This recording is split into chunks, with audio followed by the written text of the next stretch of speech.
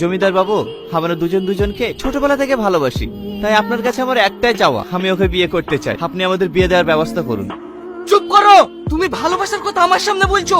তুমি জানো না ভালোবাসার পরিণাম মৃত্যু? আপনি ভুলে যায়েন না, আপনি ওয়াদা করেছিলেন আমি যা চাইবো আপনি তাই দেবেন। তাই বলে আমার মেয়ের জীবন নষ্ট করতে দেবো না। এই পর রেখে জমিদার বাবু, আমি আপনার বাদের যাকে ছেড়ে দেন, ওকে ছাড়া আমি বাঁচবো না।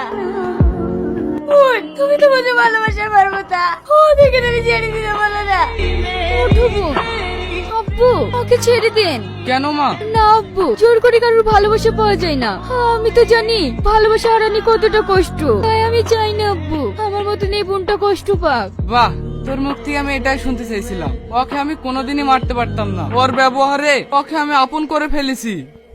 বাহ, আজ আমি পাপের প্রায়শ্চিত্ত করতে চাই। তোমাদের বিয়ে আমি ধুমধাম করে দিতে চাই। চলো ঘরে।